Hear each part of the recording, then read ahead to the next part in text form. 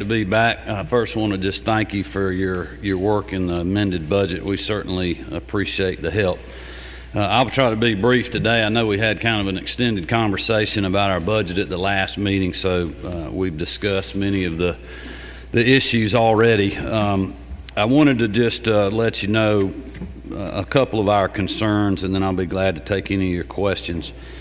In our administration program in the budget document, this program was given a reduction equivalent to the 2% and then an additional $150,000 cut, which was on line 42.4.1 for a total $265,322 reduction.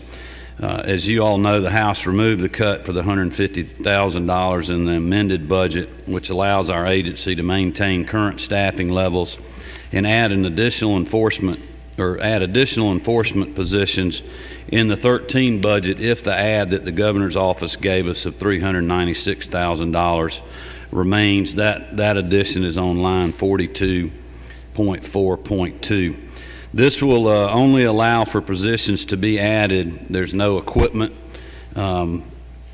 money there that we needed for the personnel to complete their assignments. It's something that we had asked for that we did not get. We're thankful for what we did have, but I just want to make you aware of that.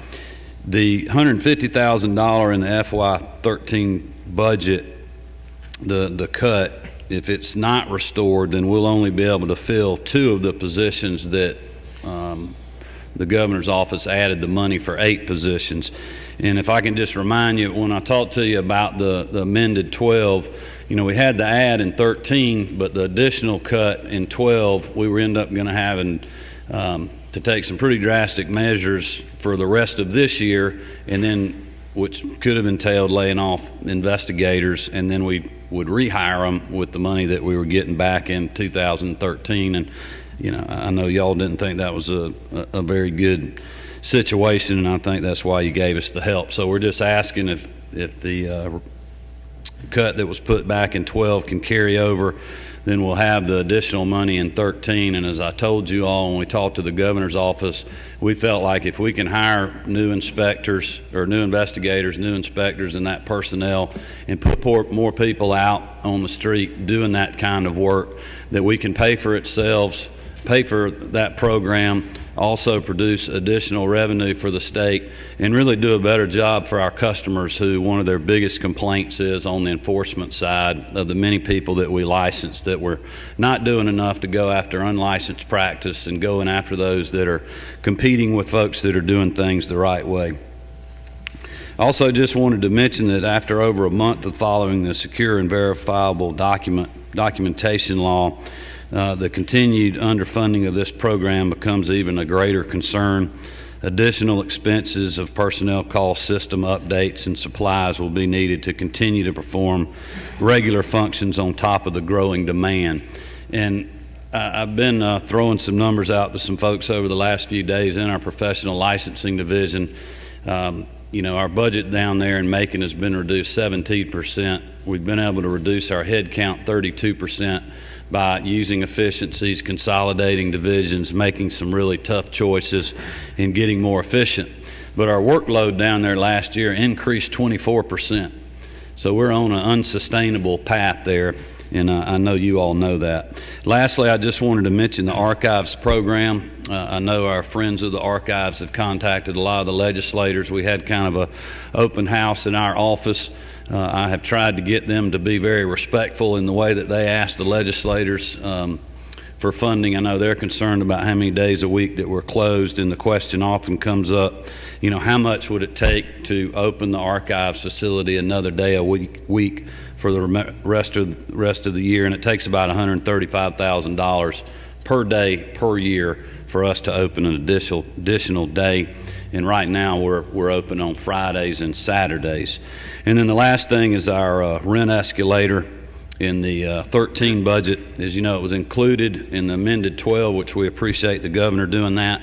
It was not included in the 13 budget. I just wanted to make you aware of that. But it is my understanding that the governor's office is working on looking at restructuring our loan, and we're grateful for that. And I'll be glad to answer any questions. Thank you, Mr. Secretary of State. Any questions from members of the committee? All right, I've got just a couple, if I may. How much would you need on that rent escalator? Do you know what that figure is? It's approximately $45,000. About 45,000. Of course, Mr. Chairman, as you know, that number carries over. You know, it's 45,000 in 12, it's 90,000 in 13, it's going to be 120-something thousand in 14. Right. Thank you. Makes my day to continue to think about that 10 years on out. Thank you so much for that, Mr. Secretary. And there was a question that was raised, or a concern that was raised, that I wanted to get your thoughts on, and that was a potential small ad to upgrade the survey for nurses within the licensing. As you know, we have a nursing, yes. We have a nursing shortage in the state of Georgia. I want to say, I'm going from memory, so give me a little wiggle room, that we've got less than a 5% or about a 5% response. Can we somehow increase that just to know where those shortages are at? And it's a small amount. Is that something that you support? It is, and we've worked with the nurses on that. I mean, we think that survey would be valuable. I have told them, look, we obviously don't have the money to do that. If you can get the legislature to support your efforts in that, we're glad to participate. I do think it will help us be able to gauge, you know, how many of our nurses we have now that are current licensed that are still working, and really, you know, give us a better picture than we have now on the nursing shortage in Georgia. All right. Very good. Thank you. Any questions? Thank you, Mr. Secretary. I'm sorry. Chairman Hamilton. Thank you, Mr. Chairman. Mr. Secretary, I just want to make sure I understand on the $150,000 reduction. So if I understand you correctly, I'm looking at the information you've given us, we restored money in the 12 to allow you to extend some positions, but if we don't continue that along that same line, then ultimately those positions, some of those positions will go away anyway. Right. So in one case, we spent some money or invested some money in 2012 to prolong that, but if we don't put additional dollars in there in 13, it's going to end anyway. Right. And I will tell y'all too that I have not asked you all to carry this whole load when we devised our plan for how we were going to address our really top budget concerns. We you know, have other areas that we wish we didn't have cuts in this year, but we're, you know, trying to prioritize, and I've asked the Senate to help us as well. Hopefully they will, and amended, which will lessen the load a little bit further going into 13. But if the money doesn't carry over, I mean, the bottom line is we've got to make some tough choices, even with the additional revenue that we get in the 13. Any other questions? Thank you so much. Thank you, Mr. Chairman. Is there anyone here that wanted to briefly speak to Secretary of State's budget? Kind of unusual, but we'll ask that. Great. Next, the Georgia Commission on the Holocaust.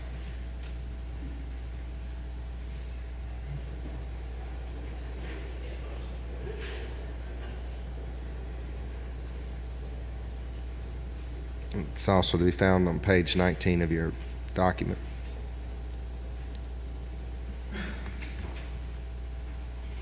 Hey, stranger.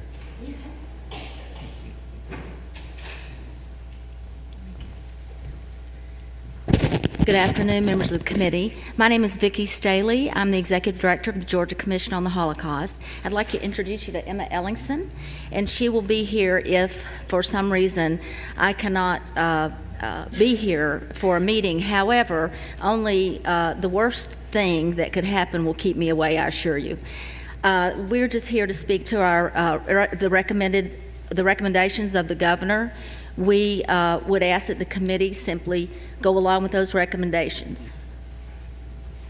Congratulations, by the way, for members of the committee. She had that interim title for a while, and recently got that appointment as director, and congratulations to you. Thank you so much, Mr. Chairman.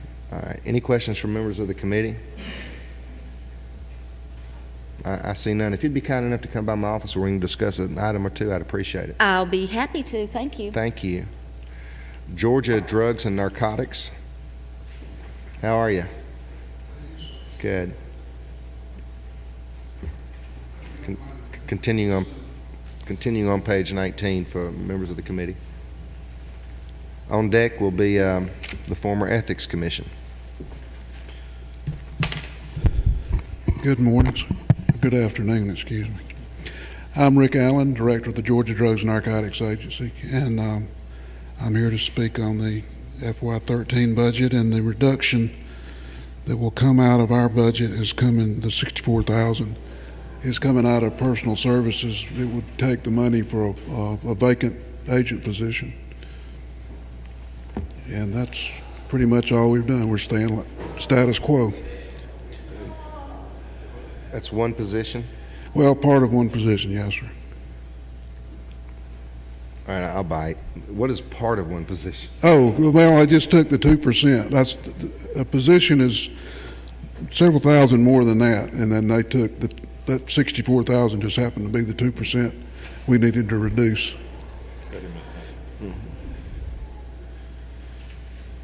Any questions?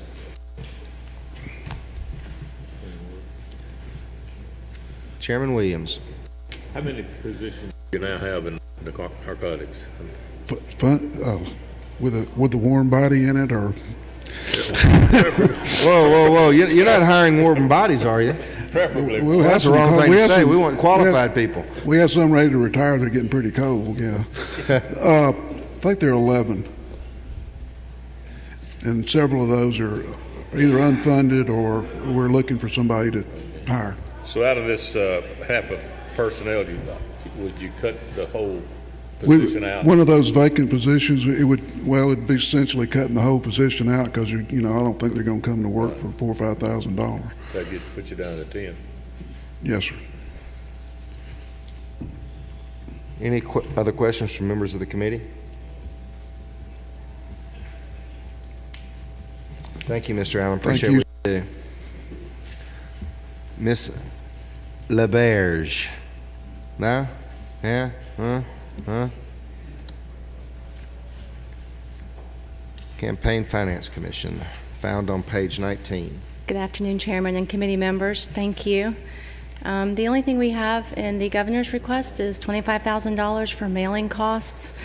This was done by my predecessor before I came on board, and this was about the only number that I could verify. So that is why that is the only request in the governor's recommendations. And what's the mailing cost for? By law, we are required to send out a certified notice to anybody who has a late fee, that's a candidate or a public office holder, and their registered committee if they do have one. So that would be the mailing costs.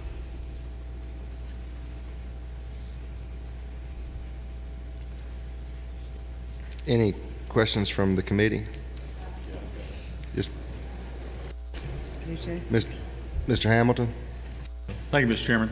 Just to clarify, this $25,000, if I'm not mistaken, sometime in the recent past, there was some fines that were reduced or foregone, and the reason was that we didn't have the resources to mail that. Is this an attempt to fix that? Is that what that's for? Is that the same Close, mailing? yes.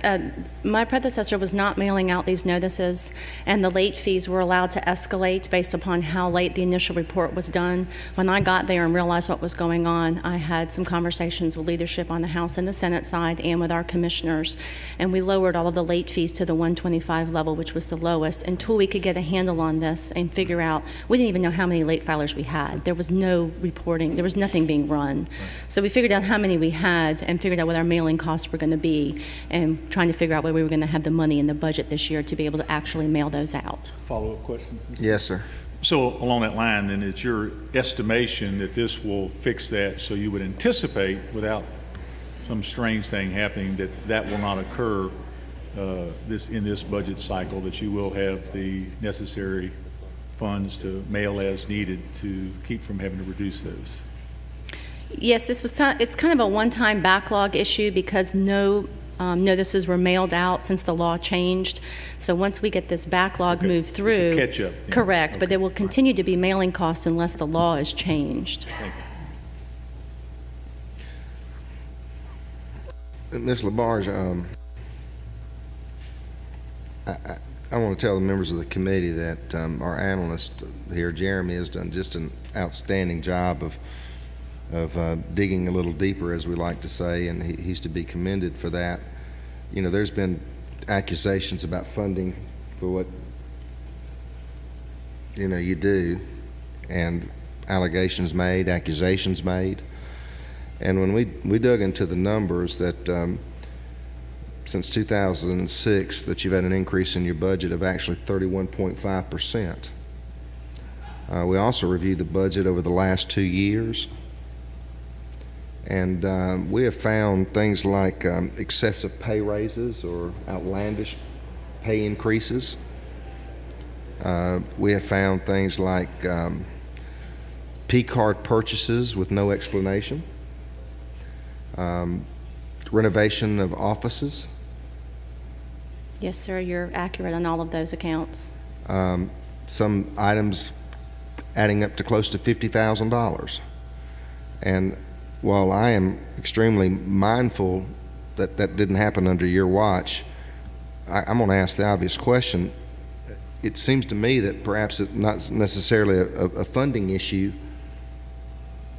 or solely a funding issue, but I got to ask, is there also a management issue there? Yes, sir, it is some of both. You are correct.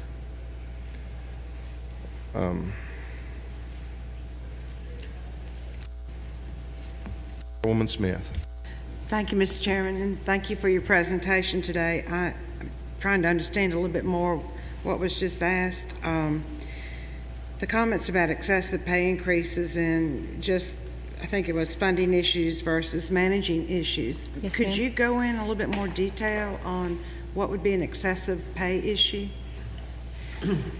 There were pay raises given to every single employee there under my predecessor's administration. The largest of those pay raises was a 59% pay raise. Would you repeat that? 59%, 59. Yes, ma'am. Just recently, It was okay. done almost 2 years ago when my predecessor was there, but yes, that particular employee makes more than I do. Well, I'm glad you're still here. Thank you. Now, Yes, I'm gonna beat this horse a little bit. And so while many state employees are furloughed and haven't received, did I see DNR Commissioner come in here? He's there. Don't you hate me dragging you into this? Many of our employees not seeing any kind of pay raises or pay parities. We got 59% increases going on at the Ethics Commission. Yes, sir, you are correct. All right. Any other questions from members of the committee? I do appreciate what you do. Thank you. Thank you. Appreciate it. Thank you.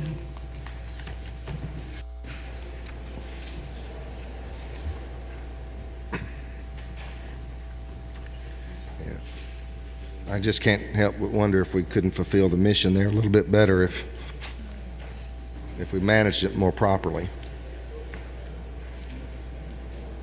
Real Estate Commission.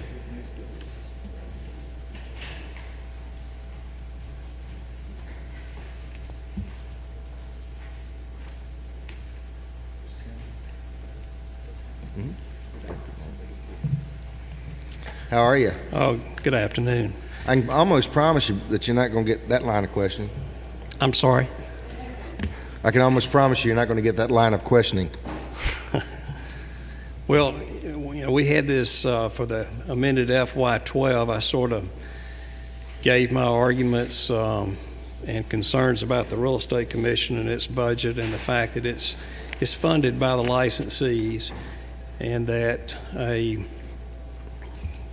large portion of the fees that we took in FY11 was returned to the state and not used by the Real Estate Commission on behalf of the real estate and appraiser licensees.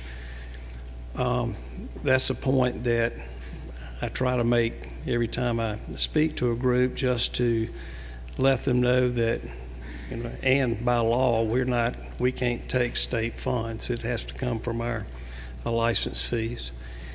And we would just like to get a larger portion of what we're appropriated, or a higher appropriation to account for a portion of that excess that's been going to the state.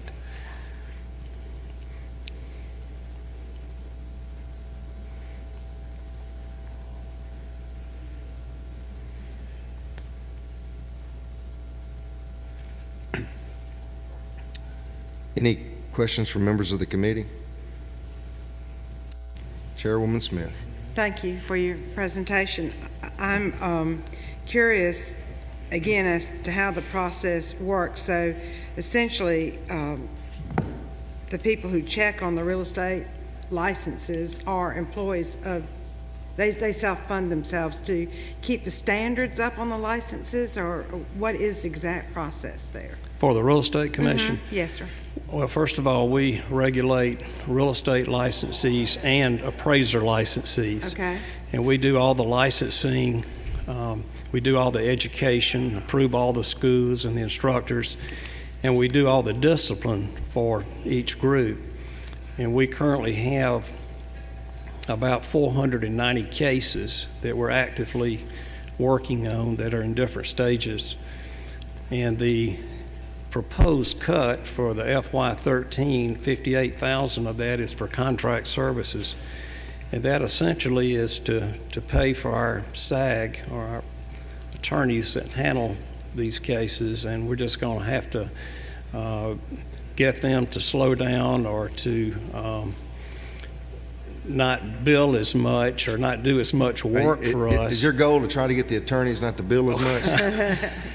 That's what I'm facing. But what we can do and what we've done in the past is we just tell them to stop working on cases, which, you know, we try to catch up later. And right now we're in a real good position. We're have, like in May of 2011, we had about 400 more cases than we do now, and I have stressed to our investigators and to our attorneys that we need to move those cases out quicker. It's just not fair to the people who file the complaints or to the people that they're filed against. So we're making good progress there. If with the cut, we'll just have to slow it down from that standpoint. Thank you. Thank you, Mr. Chairman. Thank you, Madam Chairwoman. The questions from members of the committee? Thank you so much for your presentation. Thank you, Mr. Chairman. State Properties Commission and the Building Authority.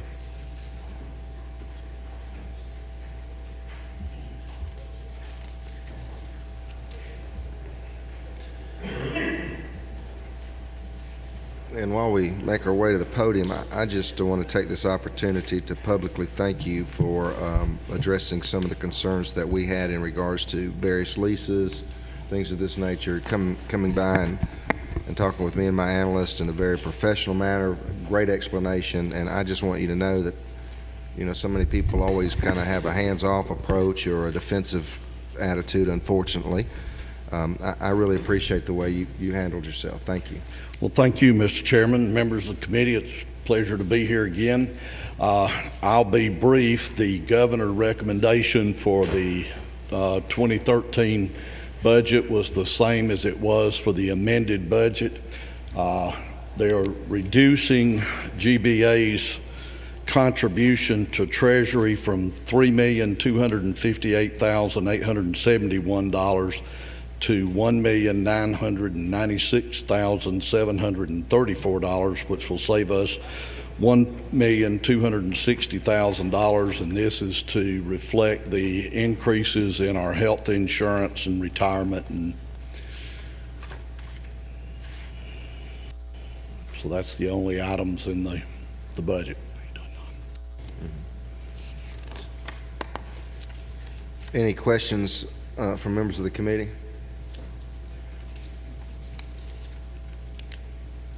Mr. Stansel, if there's anything we could help you with, what would that be? All right, we appreciate that, and if it's all right with the chairman, we'll leave you with some handouts that tell you a little bit about what GBA does and our annual report and whatnot there. And if you have any further questions from that, let us know. I do want to brag a little bit. Last week, our facilities folks won the Building and Owners Managers Award for management of government office buildings here in Georgia. And so we're real proud of that. And Did your press office get that out statewide? That's good efficiency. Well, Congratulations. I don't know whether you saw that or not, but Congratulations. we're real proud of that, and thank you. And we'll be representing the state in the Southeastern competition in Jacksonville in April. And if we win there, we'll be going to the international competition in Baltimore later this summer, and we think our chances are excellent. So I hope you win and take in a game at Camden Yards. It's a great all right, facility. thanks, sir.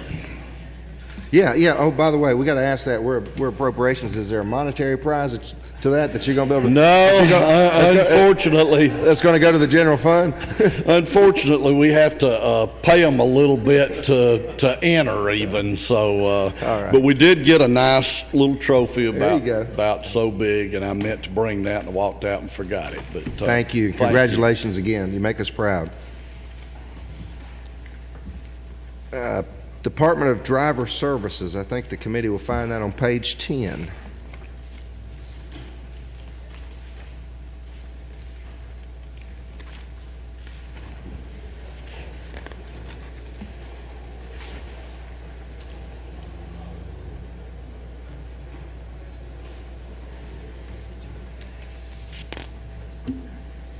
Mr. Chairman, thank you for having us again. My name is Greg Dozier. I'm the commissioner there, and this is Michelle Jordan over our budget office.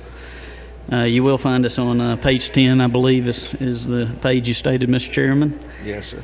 And the first few items on page 10 are the common changes that you'll see in many agencies.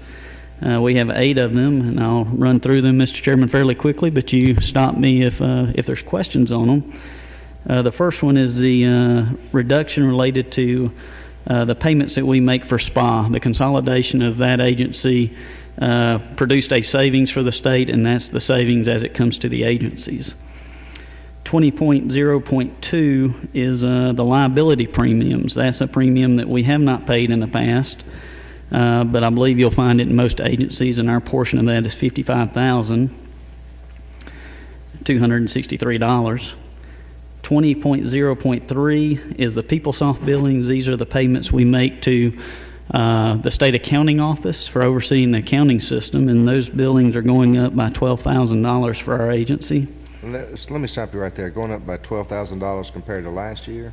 Yes, sir. The total expense is $159,057 for us. And do you know how much it went up from the year before that? I do not recall. I know I'm catching you cold. I'm just trying to see if I ever recognize any patterns. Yeah, I don't think there was an increase, but we'll check on that and get back with you on that, Mr. Chairman. On 20.0.4 is the unemployment insurance premium. That's $29,906. Next item is a reduction in the workers' comp premium of $125,000. And we've been pretty consistent. When you look at that, we had about, on both of those unemployment, we had about 41 claims last year. When you look at workers' comp, we had about 37 this year, and that's been pretty consistent for the last 5 years. And that can be someone who slips and falls in the center to a vehicle accident. We've talked about that in the past where we administer the driving test. About 30% of our claims are tied to accidents that take place during that driving test when you look at the workers' comp claim. 20.0.6 is the retirement system increase of $680,000. 20.0.7 is telecommunication expenses. This is the money that goes toward the GETS outsourcing. Is $780,000 in the 2013 budget. You'll recall in the supplemental budget it was $1.4 million. The change is about $700,000. In my understanding, that's tied to reduction, tied to firewalls that are being switched out, and therefore that expense will be removed from what we're billed. So that's why you see a $1.4 million add in what you've already passed versus a $780,000 add in this upcoming budget. Do you expect to see an even further reduction in the ad in the future, or you think this is going to be a one-time bump like that? You know, I'm going to answer based on what we're seeing. The goal, obviously, of the contract is to reduce expenditures over time. And if you look in the governor's budget document for 2013, if you look at the common changes there, you see a reduction of, I'm going blank on the amount, of $3.7 million, thank you.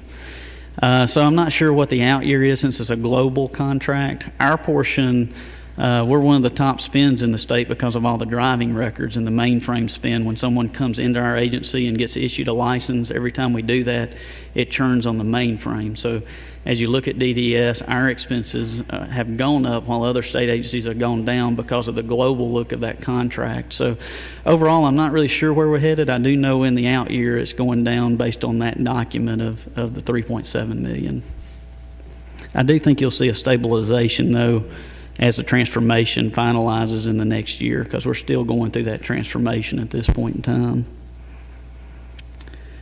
The last item in the common object classes is a adjustment related to the state health benefit plan. And that's going from the 27.363% to the 29.781% for an amount of $483,776. And looking at the final three changes, which are unique to our three programs, the two of them, the two reductions, are the same as what you saw in the supplemental budget. The first one is in the customer service support program. It's a reduction of $178,822. That's the 4 positions that we mentioned earlier and hopefully provided you the information you needed. Those will be done in the HR, in executive office, and as well as in finance, those 4 positions. Item 20.2.1 is a new item for the 2013 budget. That's to fund 22 examiners for the implementation of the Real ID Act. That's $797,856. As you may be aware, in 2005, some additional security requirements were looked at on the federal level and recommended to the state level.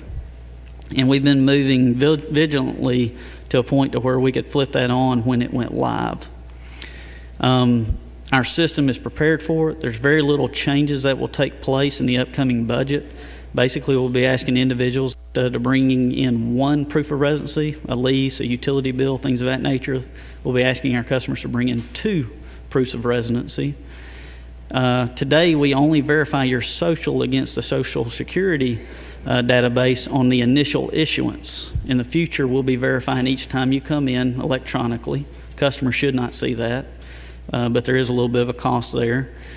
And the last item is tied into the re-enrollment process. And that's the part that really will be the main change for as we move forward. We'll be asking those individuals over the next few years when they renew their license to go through a re-enrollment period. Sorry about the tongue tie there. What that means is when we renew, we're going to ask our existing customers that have been with us for years to bring in a supporting document, not go through a full re-enrollment process of bringing in 20 documents, but bring in a birth certificate, a marriage license, something of that nature, so that we can re-enroll you into the state driver's license system. In doing that, we realize that, you know, the first place they call, you guys reminded us that at the last meeting, is you guys sometimes. So one of the customer service focal points that we're doing to stay consistent with our service levels is we're making sure that when a customer comes to see us, we don't deny them service. Because I think that's the biggest issue. If someone walks in tomorrow and needs to renew their license and we say, sorry, you need to bring a birth certificate, and turn them away and they're not valid to drive, I think that's a big issue.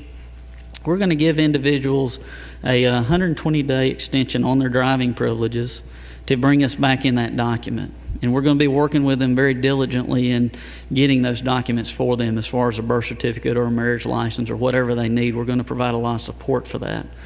So we've got a good system set up so that we can still stay very service-oriented, because all the hard work we've done over the last 7 years, we obviously do not want to lose the reputation that we've put out there, as well as the diligent work we've done in changing from having 4 and 5 and 8 hour waits 7, 8 years ago to the average of about 22 minutes today. We do realize that on Tuesday, which is our busiest day, we have about an hour wait. So we do have some customers that are waiting about an hour on that busy day.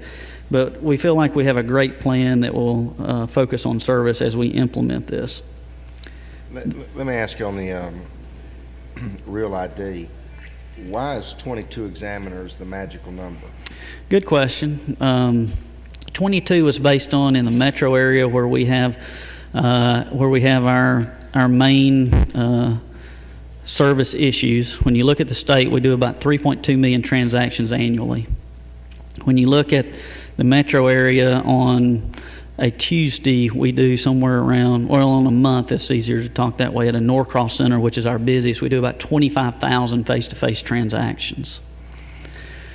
As we look at how do we service those customers, we had to make sure we don't backlog in these centers, because on Tuesday, that's where our hours waits are. When you get outside the metro area, on a Tuesday, we're able to service our customers in a timely manner. So the 22 is tied to the 22 busiest centers.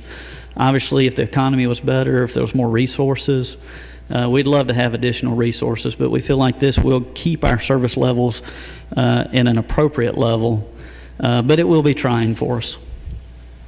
I'm going to ask the logical question, follow that. So these are I'm from rural Georgia. Yes, sir. Is there a list that you have on the busiest?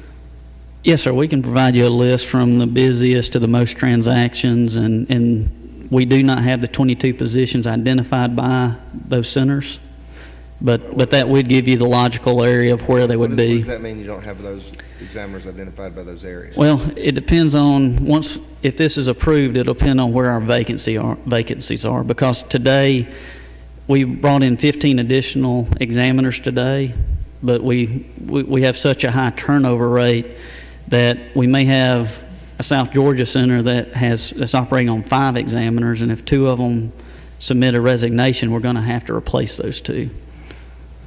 I'm not sure if that quantifies. I mean, the goal is those 22 that you mentioned, but... It does. I understand it does, but yes, sir. I thought you started it off by saying that it was for Metro. And now I feel like you're saying, no, it's really no, Metro sir. Unless we got vacancies somewhere else. Yeah, let me restate, and that's a fair assessment of what I stated, and I apologize. No, that's fine. It will be for the busiest centers, which are mostly in the metro area. So you are correct that when you look, the Savannah centers, the ones that have the high volume are going to be the ones that are focused on these 22. And I guess I'm confusing 2 issues, a turnover where we've got to hire people versus these 22. So my initial statement is still accurate. I hear the word additional. To me, that's separate. Yes, sir. I don't know how the committee feels, but to me, that's No. separate from replacement. I agree completely with you. I We should see apologize. some newness to take that pressure off. Yes, sir. That's my thinking. What's the cost of that close to $800,000? What's the cost in terms of implementation? Is it all personnel, or is there no implementation cost? It's mostly personnel, about $111,000. I'll have Michelle get the exact figure for you, is for the Social Security verification. So when someone comes in and we have to verify that Social Security number, there's some programming costs to have the system actually be able to do that, and then we have to pay each time we hit that database. And that's about 117,000 of that amount is for that particular part. The remaining 680 is for the personnel, and that's the 22 positions, Mr. Chairman. Okay, I'm just doing the math here real quick. 117,000 change one way or the other is to verify the Social Security part of it. Is that right? Yes, sir. And that would leave us with the 680 roughly for 22 people. Yes, sir. All right. Will that 117,000, I've got to assume that, is that a contract?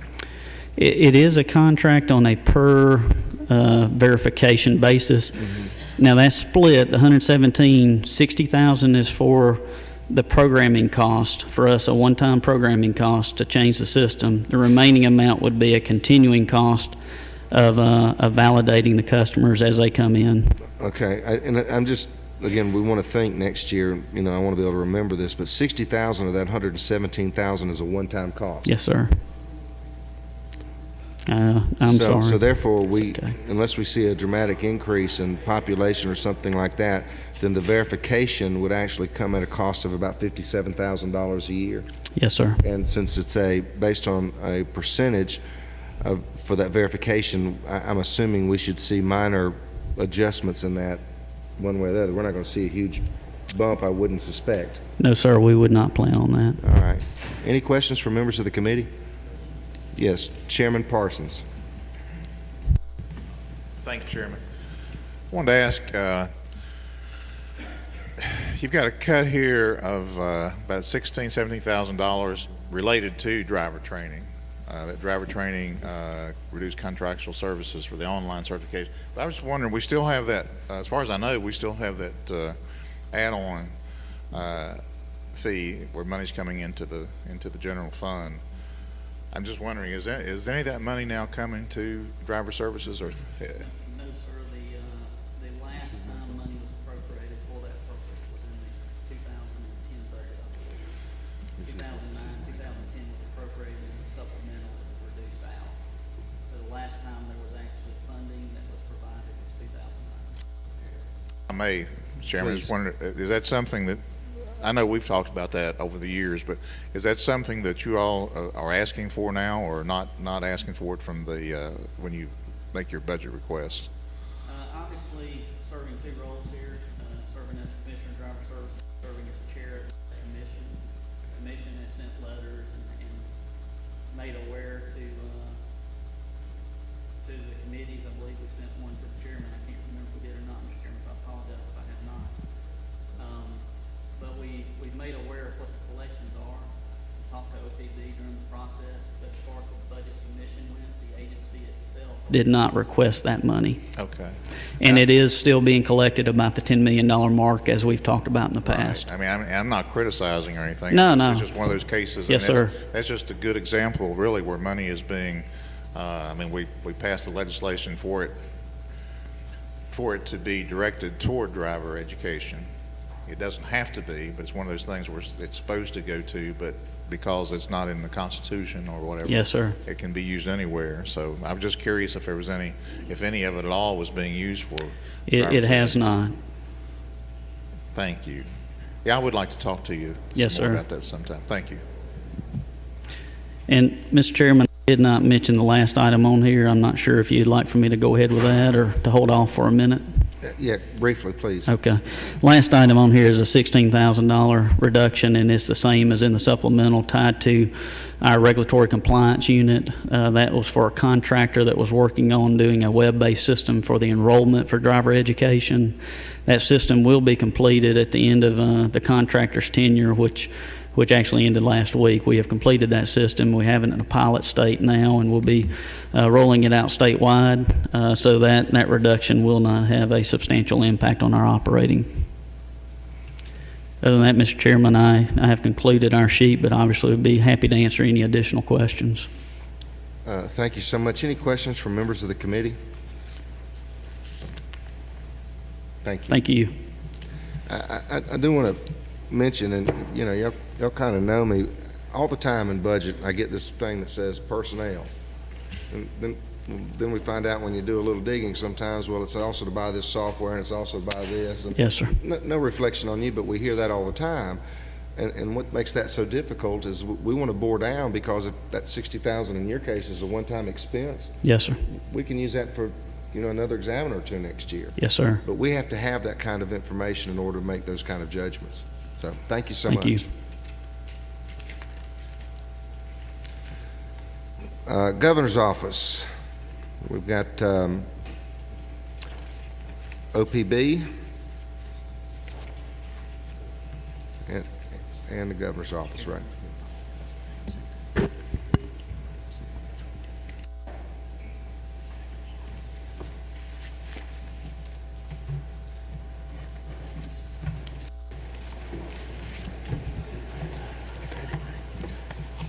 Page 11 for members of the committee.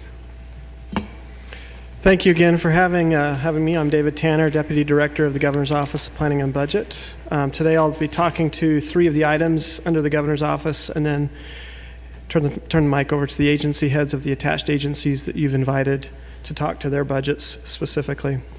First item is item 26.1.1. I'm not going to talk to each of the statewide changes. You've heard about those. So the first item is the Governor's Emergency Fund. This item is the incremental increase we need to cover our portion of the cost of the unemployment trust fund loan that's due in September. Currently Currently, there's $18.2 million in the base of the emergency fund for the interest payment, and $5.8 million in Department of Labor's budget. Based on our analysis, we would need an additional $8.9 million to pay our interest payment of $33 million in September. The one change I'll add here is that our calculations were based on the information we had in December when we finalized the budget. We've communicated with your budget office and the Senate budget office that we actually got a lower interest rate on the loan than what we had when we calculated this number in December. And so when we used our calculations in December used a rate of 4% interest, and the actual rate will be 2%. 2.09%, and so the actual need is $3,588,740. And again, Chairman, we've communicated this with your budget office with these details. The next item is in the governor's office budget. This is the 2%. It's item 26.2.1 for $118,281,000. This represents the 2% budget reduction for the governor's office proper. The next item is 26.3.1, which is the 2% reduction to OPB in the amount of $157,755. That concludes the items I was going to cover. If there's any questions. Any questions from members of the committee? Very good. Thanks, you sir. so much. Office of Child Advocate.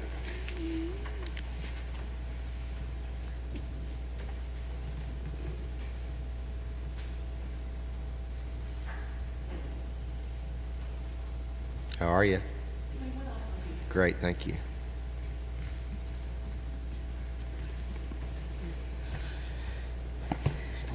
Good afternoon, Mr. Chairman and members of the committee. I'm Tanya Boga, Director of the Office of the Child Advocate for the Protection of Children. We are one of the 2 state agencies attached to the Governor's Office with the mission of a safe and healthy Georgia for one of our most precious resources, our children. I have reviewed the budget. The recommended changes from the governor are the same ones that we had for amended year 12, and we are prepared to make those adjustments just as we did in the prior year. The reduction of the funds we are using again from the grant source, CDC. We have a grant with them, and we will again be able to use that reduction from the state for the federal as recommended. And the other operational expenses, we will again make the same reductions that we did in the prior year. Thank you. Thank you. Are there any questions of the committee? Your number is 87.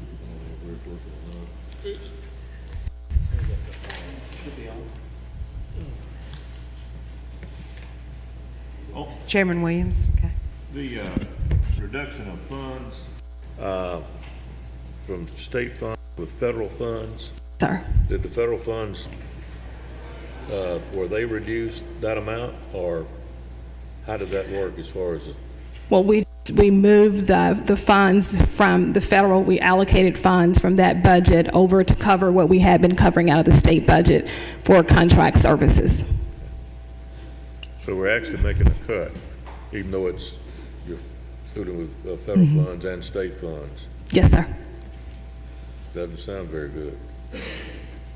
Well, we're still able to operate and fulfill our mission, so the agency's mission or the work that we're doing has not been hampered in any way. Okay. Well, is it that we're putting more burden on the state, or are we losing those federal funds and the state's having to pick them up?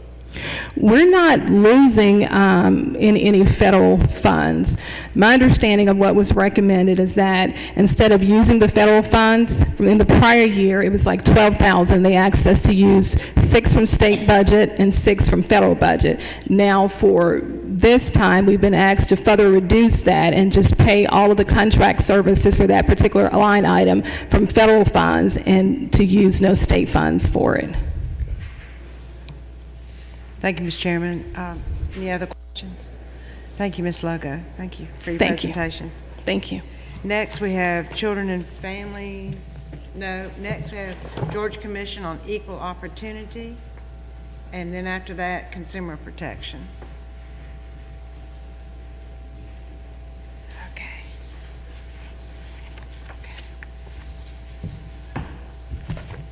Madam Chair, Executive Director Administrator Everson here on Georgia Commission Equal Opportunity Employment and Fair Housing for the state of Georgia. We have reviewed the recommendation by the Governor's Office, and we are prepared to abide by those recommendations. As an agency, we handle all discrimination complaints in regards to housing as well as employment coming from state agencies as well as private entities throughout the state of Georgia. And I'm prepared to answer any questions. Thank you. Appreciate seeing you and wish Good to see well you, in Madam this. Chair. Thank you, fellow colleague. Any questions of our members? I did prepare a white copy for the chairman in regards to some additional items that were not covered here. Okay. And I'm more than happy and able to send those copies to the members of the committee at a later point. If you would, and also make sure that the chair of the committee gets. Right, thank you. All right. Next is Governor's Office of Consumer Protection, and then following that is State Inspector General. Mr. Sowers? Good afternoon, Madam Chairman. I'm John Sowers, the Administrator of the Governor's Office of Consumer Protection. There are no changes in our budget beyond what is in there for the continuation budget in FY12. A reduction of $50,000 in state funds is indicated, and we can deal with that. So, Thank you, Ms. Sowers. Any questions? Yes, we have one. Chairman Parsons. Thank you, Madam Chairman. I just wanted to ask a question. I just recall, several years ago during previous administration about this 1-800 Georgia operations when it was all set up, and we put a good bit of money into that over a few years. If you would just explain to me what this, I don't know exactly what this means. It says transfer 19 positions from the state personnel administrator. What's this got to do with y'all, and what's happening with that? for accounting purposes, the 1-800 Georgia function is lumped into our budget, and the reason for that is historical. For some years, the administrator of our agency was also the head of that organization. He wore two hats. That is no longer the case. That agency was temporarily placed in the State Personnel Administration about 1.5 years, 2 years ago. As you know, the State Personnel Administration has now been absorbed into the Department of Administrative Services. Those positions, therefore, came back to 1-800 Georgia, which is not part of DOAS. It's just, in other words, if I may, this is just. That's my understanding of how it works. I mean, it shows zero money. This is just language that's in there showing the transfer. Okay, very good. Thank you. Yes, sir. Thank you, Chairman Parsons. Any other questions? Yes, Chairman Williams. Good to see you. Good to see you, sir. I want to commend you for the problem we had up in our area, and I hope it's working fine. As far as I know, it is. We've had no further problems. Great. And I hope that remains the case. And I thank you for your assistance in resolving that as well. How have you had an increase in calls, complaints here during this recessionary period? Yes, sir. We have. Primarily from just constituents or any particular business or anything of that sort? Our overall volume is up approximately 5% over last year, and it went up about that much from the year before. In terms of the mix, I mean, it almost defies imagination, but I would tell you this. Approximately 40% of all the complaints that we receive have to do with 3 or 4 things, often interrelated: abusive debt collection, violations of the Debt Adjustment Act, and internet fraud, telemarketing fraud. Altogether, that's about 40% or so of our volume. I'm delighted to tell you that we have been able to take some effective action in those areas. Last year, we were able to achieve total settlements and restitution for Georgia consumers of over $29 million, which was more than double what was achieved the year prior to that, and which was $11 million more than has ever been achieved. We also, through the actions of our criminal investigative team, secured the conviction of 6 people in what was known as the Versadebt scam, which was a debt adjustment scam that resulted in a theft of over $25 million from consumers in 40 states, the greatest number of whom were in Georgia. And I'm pleased to tell you that the person who was in charge of that scam was sentenced in federal court last week to a term of 17 and a half years in the federal penitentiary. So we're making a dent in it, but we have a long way to go. That's a long answer to your question, but thank you, sir. There are a lot of things out there that need correcting, especially in this time of recession, of people getting scammed on things that you're absolutely correct, sir. Somebody to take care of it. So thank you for what you're doing. Thank you. Thank you. Oh, yes, sir. You have given me some information in regards to the situation in the lemon law. If you'd be kind enough to explain to the members of the committee your concerns and or request. Mm-hmm. Well, I'll try to be as brief as I can. The lemon law. Count on that. I'm a former lawyer now. I'm in recovery, but you know, it's the lemon law has been with us now for 22 years. The lemon law is a statutory warranty program. About 4 years ago. Lemon law means what? For the benefit? The lemon law.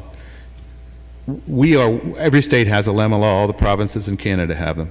The lemon law means when you have an automobile which has significant defects, let's just say that either cannot be easily remedied or cannot be remedied at all. That's what's known as a lemon. There is a warranty program imposed by statute which sets a floor, if you will. Now, some manufacturers provide more. The floor was raised significantly 4 years ago, and it was a good thing, but it obviously causes us more work. The warranty period was changed from 1 year, 12,000 miles from initial purchase or lease of a covered vehicle to 2 years, 24,000 miles. That more than doubled in and of itself the number of claims, which stands to reason. A second thing that occurred was the gross vehicle weight covered by the lemon law was increased by 25%, from 10,000 pounds to 12,500. So it takes in all the SUVs, many of the smaller minivans and things like that. So more vehicles, more types of vehicles are covered. A third change, also a good change, but costing money, was that effective about 3.5 years ago, we had to provide arbitrations within no more than an hour of the home of the complainant, so that somebody from Albany doesn't have to come all the way up here to Atlanta for a 2-hour hearing and whatnot. Those are all good changes, but they all cost money. Our best estimate of what it costs to run the lemon law program is just over $500,000. We have received a statutory appropriation of $400,000. That didn't increase with the changes which were made 4 years ago that increased the workload. A bill was introduced with the approval of the governor, passed the Senate. It's pending in a committee before the House, which would increase the lemon law fee from $3, which is all it's ever been, to $5. Now, I would point out the first dollar of the lemon law fee is retained by the dealer. They send in the other two. That $3 is charged to the customer? That $3 is charged to the customer. It's one of the things that has to be separately itemized when you lease or purchase a new car, just like tag, title, and tax. And you want to take it to $5? That's what's in the bill. And how many new cars are sold in Georgia every year? It varies considerably, Mr. Chairman. Last fiscal year, the number was approximately 269,000, I guess, and it wasn't just cars now, mind you, it was all the covered vehicles, because the receipts were about 538,000, which is the $2 sent in by the dealers for each covered unit. And this is not only sold cars, but leased ones. They approximate about a third of all transactions. That number is increasing slowly. It was, just by way of comparison, in 2007, which was a really good year, about $780,000. It went down by over $200,000, went down by over $300,000 before it started going back up some last year, and it's gone up a little bit more this year. And does the lemon law cover any used No, sir. No. It does not. Just new purchase. A common misconception. It does not. So if we've got a range of 200,000 to 700,000 transactions, Well, it'd be more like in the nature of 200,000 to maybe 350 or 400,000. But it's a considerable range. I was using that 700,000 from 07. That was dollars, okay. not, yeah. Okay, dollars. Okay. Okay, let me go back to the original question. I'm sorry, lack of communication on my part. How many units that you can charge this on are there in Georgia every year? Again, the number varies from the low 200s to the low to mid 400s. Big variation in a number. Is that dollars or units? That's units. Okay. That's units. The most money that's ever been collected that I know of was, it was either $783 or $786,000. That was about 5 years ago.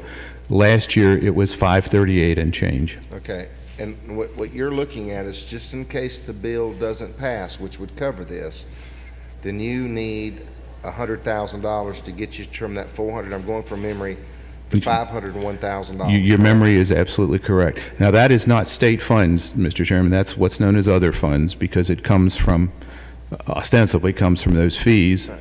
Anytime I use the phrase, I love you, there always means there's a but. So if you're telling me that it was $200,000 to $350,000, I got to ask the obvious question. Why do you only need $100,000 if that range is $200,000? Let me go back. What happens to the rest of that money? Last year, the income was 538 plus. The appropriation to run the program was 400. Our cost is about 501. So what happened to the other 37,000? Well, the same thing that happens to all of it.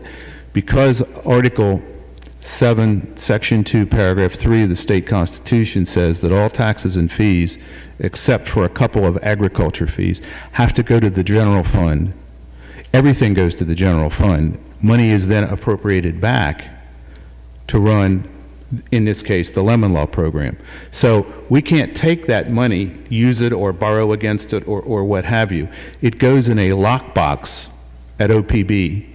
And I don't know if they do this quarterly or at the end of the fiscal year. They remit that money to the general fund. We never see it, feel it, use it, spend it, or anything. I'm just trying to figure out. So there's a disconnect, Mr. Chairman, if you will, between the receipt and the banking, if you will, of the money and the receipt of an appropriation to run the program. I'm just trying to figure out, and maybe it's because of the range, but you said $200,000. 200,000 vehicles. Low 200,000s to low 400,000. That's a vehicle number. The dollars received by the state is double that because it's $2 for every unit. Right. So that would be somewhere between the 400s and the high 700s. That has been the range over the past 5 years. Last year it was 538. $400,000 to $700,000. Yes, sir. Right. Okay. Yes, sir.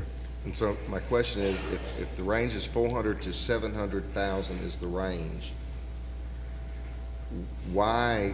It seems to me if you only need $100,000, that $2 that you're asking for in that bill would more than cover it 95% of the time. That would more than cover it if that much money was appropriated back to us, but that's never been the case, Mr. Chairman. The program has always operated at the margin, but because of the increase in claims and now the increase in sales as well, the difference is growing. So we're operating at about a $100,000 loss. I'm sorry, members of the committee, I just want to...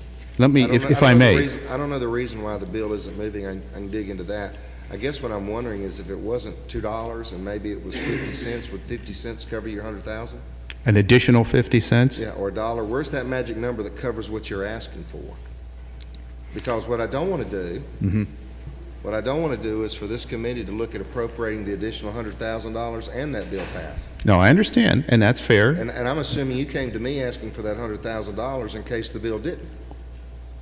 I didn't originate that discussion, but you're right. One or the other really needs to happen for this program to run on an economic basis.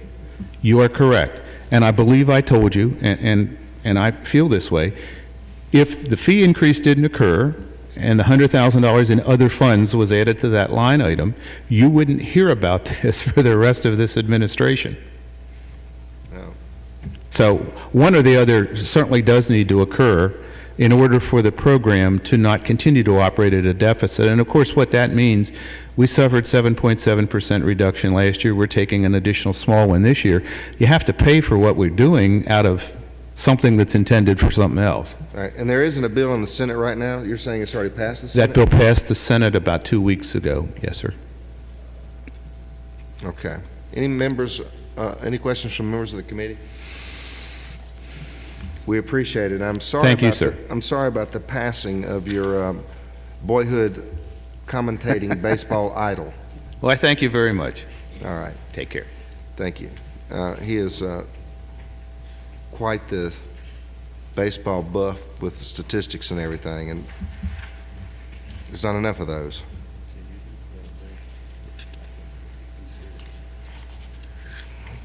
Office of State Inspector General.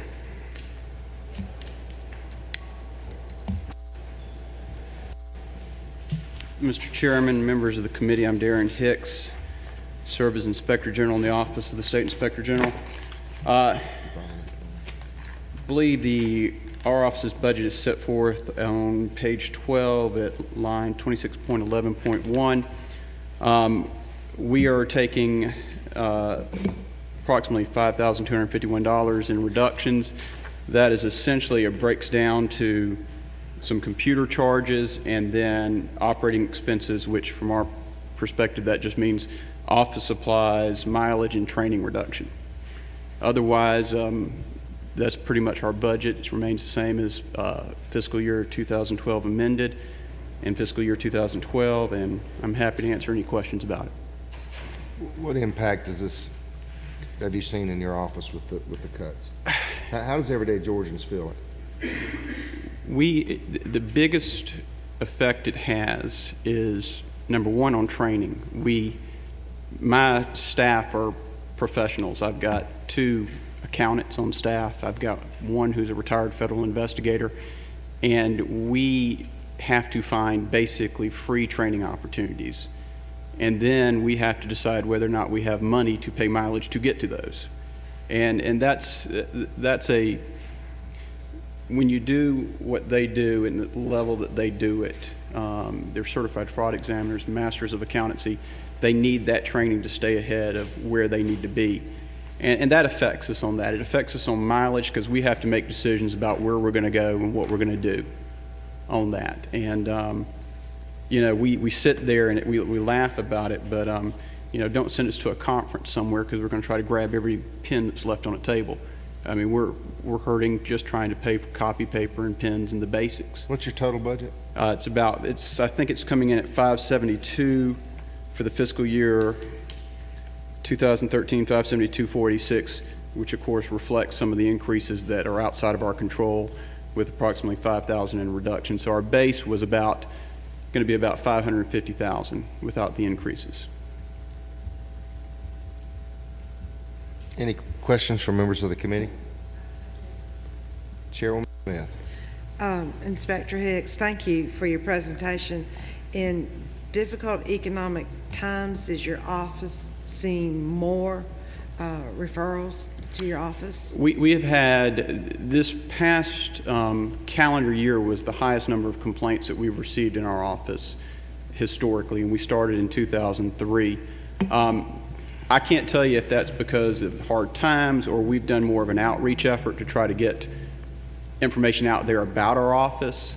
One of the motivating factors that you see for why people call and complain about fraud and everything is, they get mad at a former employer.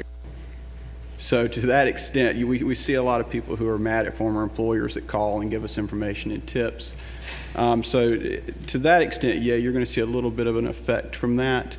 But, and it's been a fairly dramatic effect. I think we went up approximately, I don't know what the percentage would be, it'd probably be about a 30% increase over the prior year in terms of complaints. Thank you. Any other questions? Appreciate what you do. Thank you so much. Governor's Office of Workforce Development.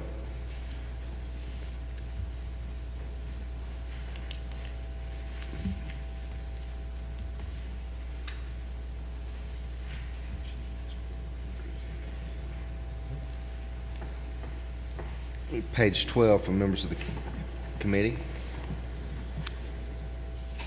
Thank you, Mr. Chairman. It's an honor to be in front of your committee today. We are 26.10 of the tracking sheet, which is the transfer of a federal grant from the Georgia Department of Labor to our office. Prior years, we had received a portion of this grant. This is a full transfer. Our office is 100% federally funded. You excited about that transfer? Getting there. It's a lot of work, but it's good work. And ultimately, considering the emphasis that workforce development was placed within the Georgia Competitiveness Initiative, we know that we are going to be able to put that to great work across the state. Any questions? Yeah. There we go. Yeah, Chairman. Actually, I don't have any prepared question or anything. Thanks, Chairman. It just kind of dawned on me. I just read about this in the paper. Yes, sir. And apparently the Labor Commission, he's not supportive of this, I don't think. You'd have to speak with the Labor Commissioner, sir. I'm sorry. Okay. Oh, you're good. You're good. We're going to get along fine. So this is the $68 million.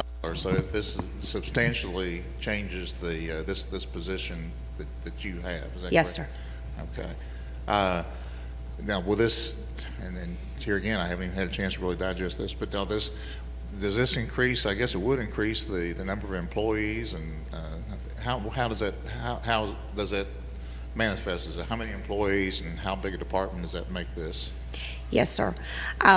Right now, the department is slated for 16 FTEs. It will go to 32 FTEs. What's a little bit deceiving about the budget line item is that being that this is a federal grant, WIA is administered in all 50 states. It's not an application grant. The federal government looks for an agency to administer it on behalf of the state and on behalf of the federal government. 95% of those funds are under the direction of 20 local workforce investment boards across the state of Georgia. So it's really only 5% of the administration that is done by the office. Just one more follow-up question. So where are you located? Where is your office located? And are you actually having to move into, I suppose, larger office? Thankfully, my predecessor had a larger office space than what was filled at the time. We're on the 11th floor of the West Tower of the Sloppy Floyd building. All right, I can't think of any other questions right now, but I appreciate it. It is something I want to find out more about, but as we move on, probably fairly soon, I guess, with this budget, but it's something I need to, as a member of the subcommittee, need to know more about. Thank you. Appreciate it. Sir, I would be more than willing and would be pleased to speak with you at your convenience about WIA. Yes, sir. I personally want to wish you the best.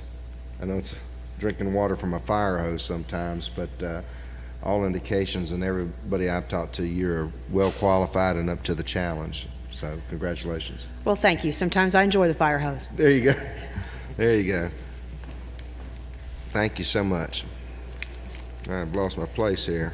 State Accounting Office. You're the next contestant.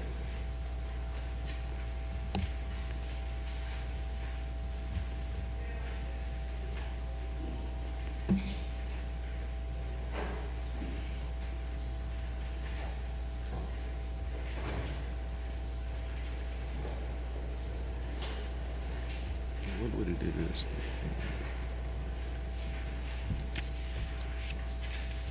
Page 6 for members of the committee. Welcome. Good afternoon, Mr. Chairman and committee members. We are section 11, I believe, in the tracking document. And if you please, we'll cover the three items outside the common area. So first item is section 11.1.1, This is line item is for increased billings for the PeopleSoft systems to reflect statewide adjustments, totaling about $718,000. PeopleSoft is our statewide accounting and financial and payroll system. The costs to run and support those systems are billed back to participating agencies across the state, and those are reflected as other funds in our budget. This line item is similar to the other line items in the common area, 11.0.1 and 11.0.2 on your tracking sheets. But these provide funds, primarily fringe benefits for the positions that are funded in our agency by other funds. You'll also notice that the other agencies will, that utilize the PeopleSoft systems will have a corresponding statewide adjustment in their budgets as well for their allocated share. Moving on to section or line item 11.1.2, eliminate a contract with Carl Vinson Institute Government for training. This represents about a 4% reduction to our budget and will effectively eliminate all of the training dollars in our budget for fiscal year 13. As you may recall, half of this reduction is 2% from the amended fiscal year 12. It's carried forward over into fiscal year 13.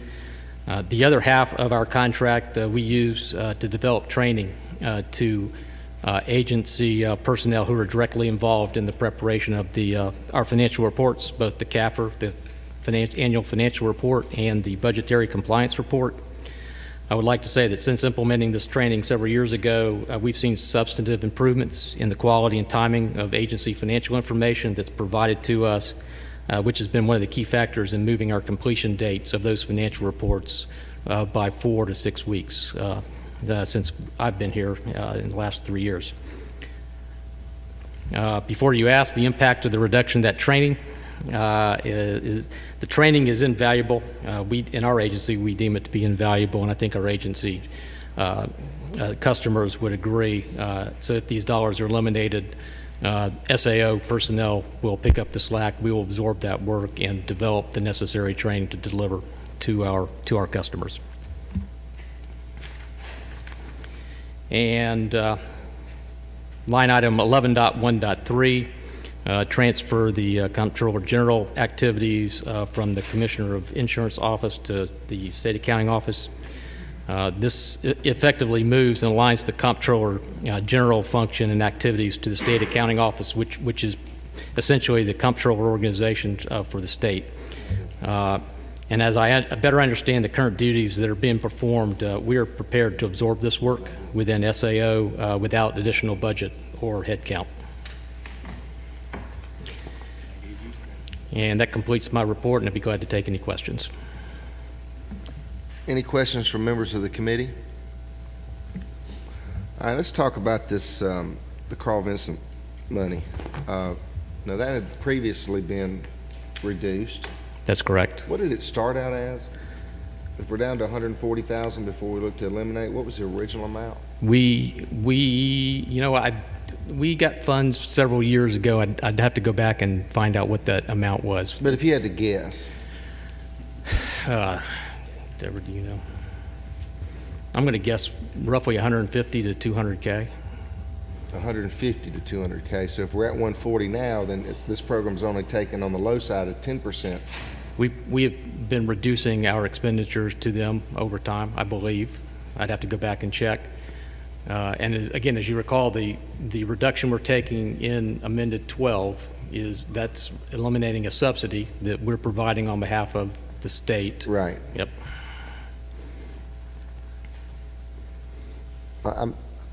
How do you know, and I'm sure it's not you, you probably got somebody overseeing it, and I understand that, but how do you judge the effectiveness of that?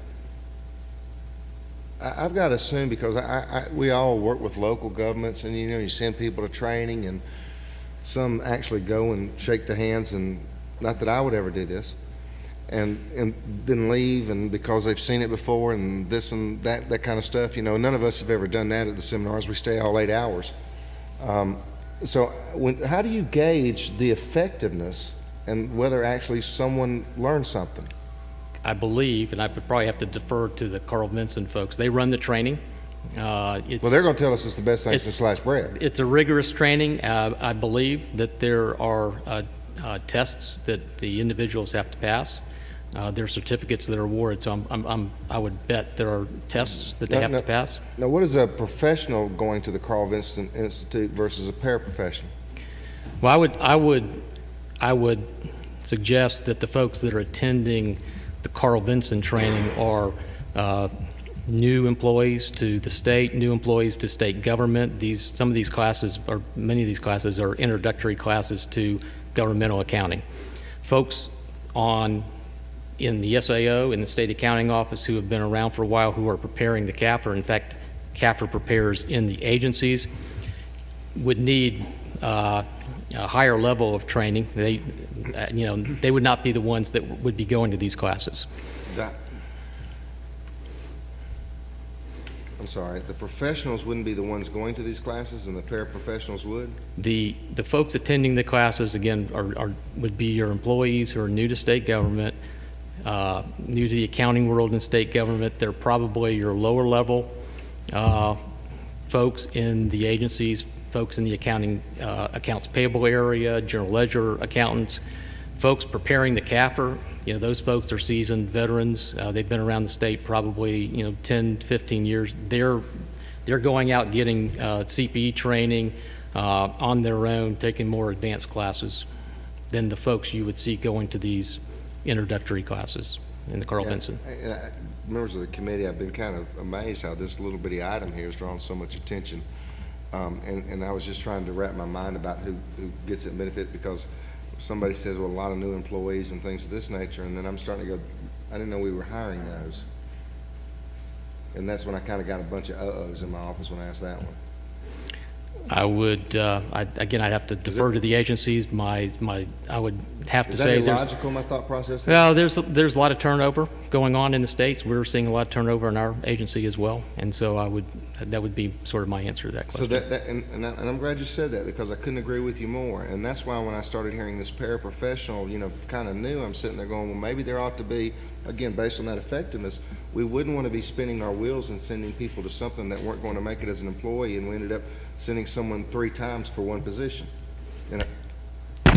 We value training in our agency. We're the sort of the recipients of the folks that do go to training. As in these economic times, the first thing that goes in the budget reductions is training. And in our world, we do see a lot of turnover. We need to keep the training budgets as much as we can. As training goes down and folks are void of information, calls to our office, our help desk go up, and we see our volumes increasing. Any questions from members of the committee?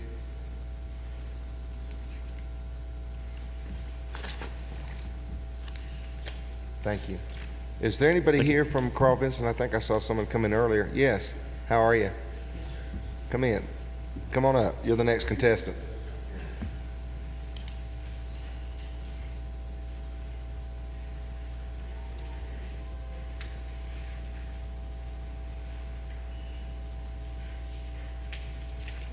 Thank you, Mr. Chairman. I'm Paul Burks, and I do work with the Carl Vinson Institute. All right, you heard my kind of broad questions and all that. Help me understand this. Okay, yes, sir. Are we sending people in? I guess those would be the paraprofessionals that are new hires that sometimes don't make it. In the history, the program's been the training program's been in place for about 20 years, back to the early 90s, and over that time, about 2,100 people have gone through the program, and it is a combination of paraprofessionals and professionals. As far as lately, I'm sorry, sir, I don't have the information to answer that question. I can find out more information about the break latest. down for me what is the difference between a paraprofessional and a professional? I just got that term, y'all, for the first time today. The professional personnel includes accountants, auditors, analysts, managers, and coordinators, and paraprofessionals include assistants, associates, generalists, specialists, and technicians. That's the definitions. assistants, maybe an assistant to an executive director perhaps, but that's what a paraprofessional would be. A professional is someone who is again, one of the actual accountants, one of the actual auditors with an agency. Which one of those two groups do you think needs the most training? Over the years, about 40% have been the paraprofessionals, and the majority have been, 60% have been the professionals. So they're the ones who need the most training. They're Which the one ones. of those two groups has the highest turnover? I don't know the answer to that question. No, sir. Go ahead. I would like to say that as far as cost is concerned on the program, that the cost is about $13 per hour in the training, which is about, they said it's about 70% of the cost, or I should say 30% of the cost if you hired an outside group or a national training group. So when you compare the cost of the training that Vincent does to the training that you could get otherwise, it is a lot cheaper. That's what it's been over the years. Have you, and I appreciate that because we're always looking for cost-saving measures. Yes, have you actually engaged, since you're involved with all the various agencies, have you actually engaged with them and found out how many of those other conferences at the price that's not $13 an hour they've been attending recently? I could get that information for you. I don't. Because if they are, if you're telling, what was the other cost compared to $13? The cost comparison is about $13.77 per hour, $8 per day. Comparable training from a national training organization is $43 per hour. If you can find me any of those agencies doing that 43, I would really like to know that. Yes, sir. Wouldn't y'all? So, yes, sir. anything else? No, sir. Thank you. Chairman, thank you very much. GEMA.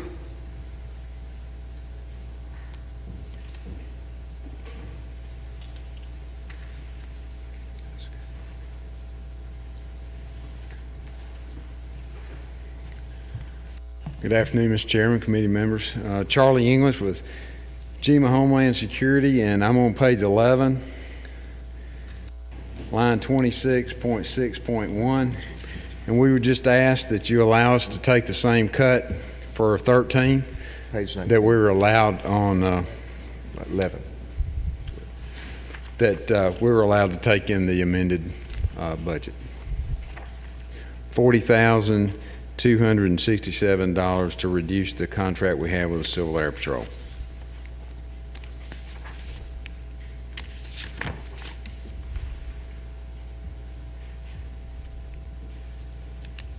Any questions from members of the committee? Boy, you're good. Thank you so much. Thank you, sir.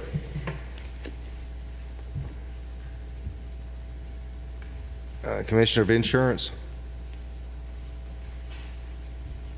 Good afternoon, Mr. Chairman. How are you? Good, thanks. Page 13 for members of the committee. We're on section 28, and I'm Chris Walker. I'm Chief Financial Officer. I'm sure you already know, but Commissioner Hudgens had a prior commitment and certainly regretted he couldn't be here today. I'll start on line 28.1.1 if that's okay, and just skip the common changes. The Director of State Accounting Office just addressed this issue in the Department of Administration transfer of the Comptroller General function, including one position, to the State Accounting Office. And this $110,000, we've been in conversations with the Office of Planning and Budget, and of course, as Director Griffin mentioned over there, there are no positions or funds associated with this function. It's just a button push, and it's electronic function, and we're fine with the transfer. On line 28.5.1 and lines 28.5.2, reducing computer charges by removing one-time funding for upgrades and reducing personal services and eliminating 2 positions. This just represents the 2% total as the governor's standard 2% reduction. We're fine with that, but the same as we requested in the amended. If you would rather find those cuts elsewhere? Yes, sir, rather than specifying our positions be cut. And I'll be glad to answer any questions. Any questions from members of the committee?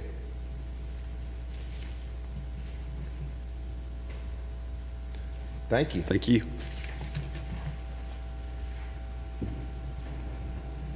Gator, Department of Natural Resources. I'm sorry to keep you waiting so long. Sorry to keep everybody waiting so long. Well, yeah, so yeah. That ethics discussion. Pardon me? You drew me into that ethics. Did you like that, didn't you? I love it. Well, I you do just have some walked in. people. You do have some people who haven't gotten raises in a while. I know it. We're gonna try to help you with that. See, the lights are just as bright as ever. That's only for the stars. I'm on page 14. I'll be beginning with our going over our 13. First, let me say thank you to this committee and the House for helping us in the amended 12. That will allow us for about 4 LE positions, so we appreciate that. Beginning at 33-1-1, you'll see an $8,375 cut. You're going to see that cut in all 4 divisions. That's this division's portion of the TV program. The total cost of the TV program is $68,000 a year. We have lined it out of our budget on it's the outdoor show, but we've raised right now about $31,000 privately, and so they've agreed to fund 4 shows, and as we raise more money, hopefully we can restore all 8. But you'll see that in each department. $68,194 is one position at Coastal Resources. That takes us to 33-2-1 administration. We'll be eliminating 1 field position for $95,646, and then our portion of the TV program, which is $8,375. Skip over, Director Turner will come up for 33-3 and 33-4. Go to 33-5, historic preservation, $18,182 in general operating expenses, and then eliminate 3 positions, $221,968. Let me stop you there. I've been asked about that a couple of times. I think we've got a gentleman here. Where's he at?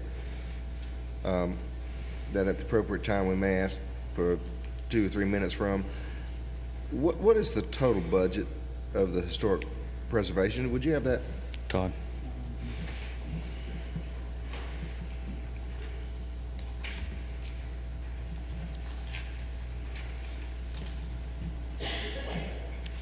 $2.4 million, Mr. Chairman.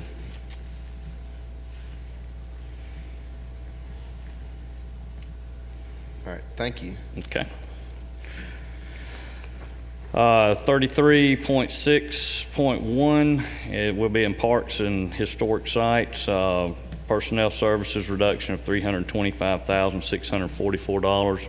Some of that will be moving people from full-time to part-time. There will be elimination of some positions, but as you know, we've been going through this process with our parks, where we have some park managers overseeing 2 sites if they're close, and just reducing intensity on our parks. And then their portion of the TV program is $14,656.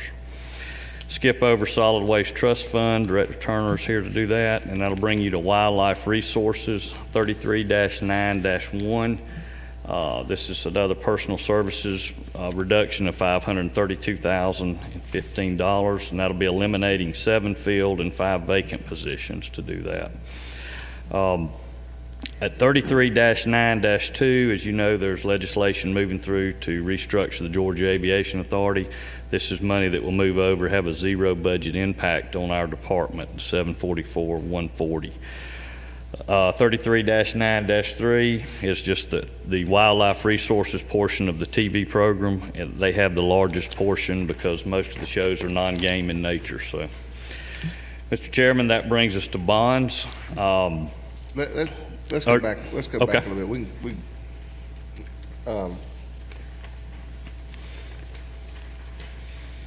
Look at my notes here. We've talked about this pay parity. For your personnel, what do you see as the cost totally of the pay parity? You've got a couple various kind of officers. Break that down for the committee again. To bring up to total pay parity, midpoint, it would be $3,183,985. $3.2 million. Yep. Yes, sir. And that would get all of your staff, or your, I'm sorry? All the post-certified staff in DNR, which is a total of 327 personnel.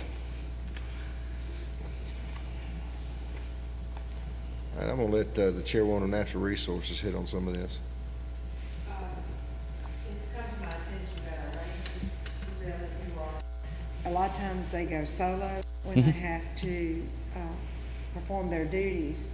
And there's, if you could explain to us some of the dangers that they face and the isolation that they face, and go into that a little bit.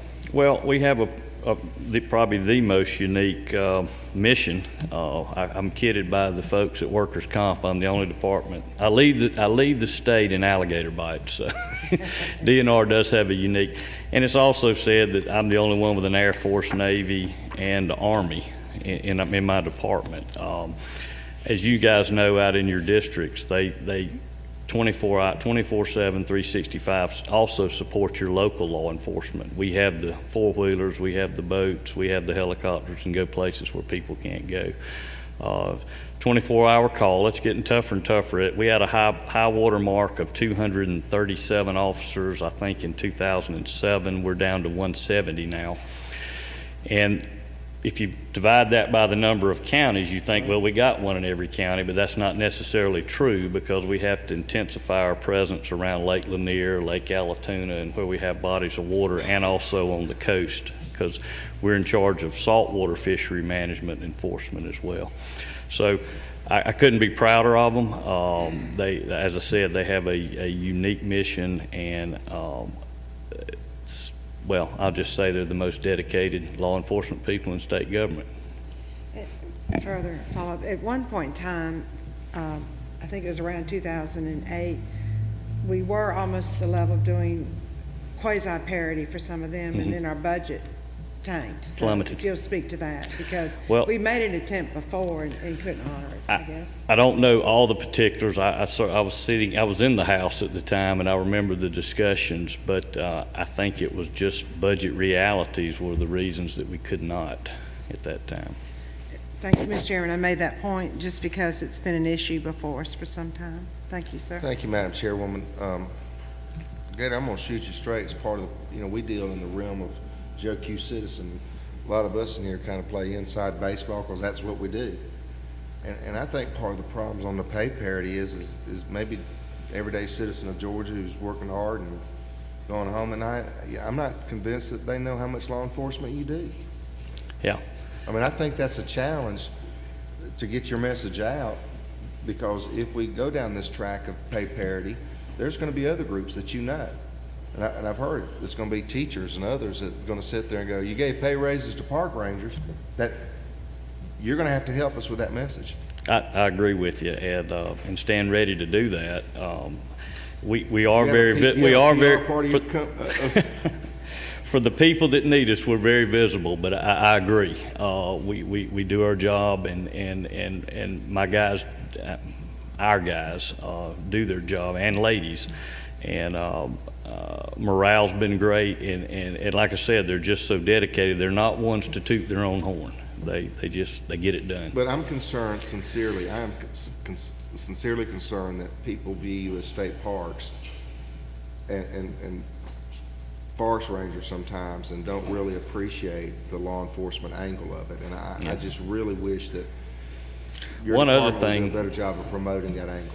I appreciate that, and one other thing that some members of the committee may not be aware of, my post guys are, it's a volunteer thing they do, but they serve as the state search and rescue team. So when you hear the S&R team has gone out and done something, that's DNR folks. That's rappelling down in the cliffs and Tallulah Gorge with the hammocks and stretchers and getting folks out. So that's an important function that sometimes goes unnoticed. All right. Any questions? Thank you so much. Thank we'll you. Be in touch. And yes, I'm sorry. Representative James. Thank you, Mr. Chairman. Yes, sir. As far as the pay parity, I noticed that you all have never asked to increase salaries. Is there a reason for it? I didn't hear the first part of the question. As far as the pay parity, have you ever asked for increases in your budget where you could bring them up to parity? Have I asked? Yes. I have not specifically asked. I said I understand budget realities we're in today. And my statements have been is when monies are available, I would certainly support a pay parity, the issue. So you're not really concerned about the pay parity part of it? Yes, sir. Very concerned and very aware. If you're concerned, then why don't you ask and let us make the decision? Well, it wasn't in the budget, the give and take with the governor's office that we have back and forth. We did not specifically ask for that. But if I was a commissioner, though, I'd make sure that I be asking for what I want, whether I got it or not. Yes, sir. Well, I would certainly support it.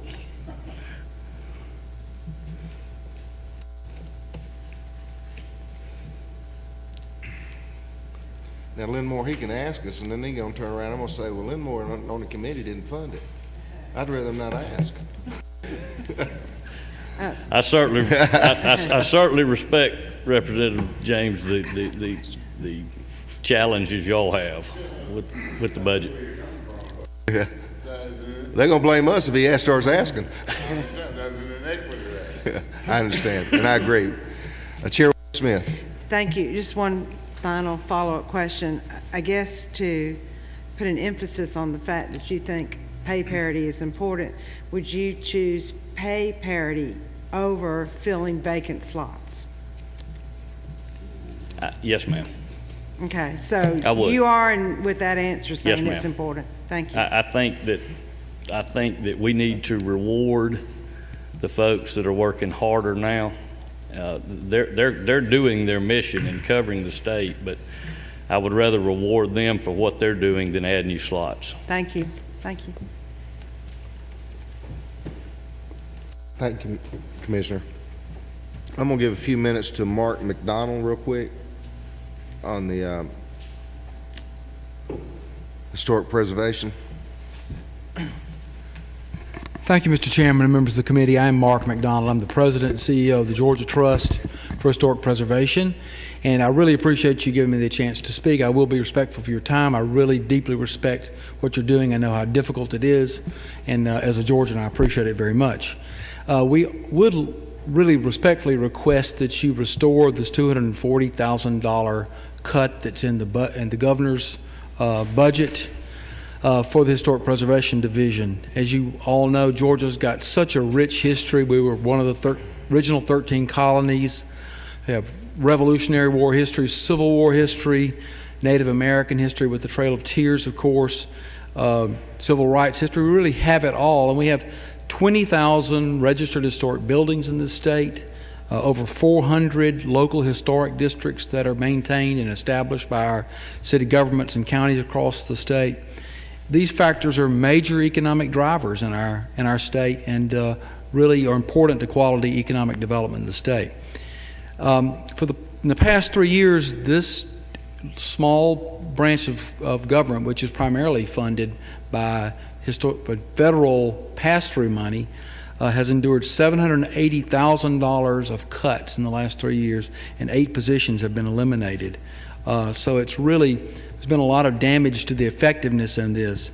You've asked some really great questions, Mr. Chairman, about how does this affect ordinary Georgians, and I can tell you, I've just been at the Georgia Trust for 3.5 years. I was at Historic Savannah Foundation for 10 years where I served as executive director. And when we had a project downtown Savannah, we had a developer ready to do a historic building. We needed the advice and consultation of HPD. When I began the work, we could get that. They could come down and talk and meet with the property owner and say, well, if you're going to take advantage of the federal tax incentives that are here, that have been put in place, these are things you can do, these are things you shouldn't do. That has largely gone. That sort of consultation, on-site visitation has gone because of these cuts and because of travel restrictions.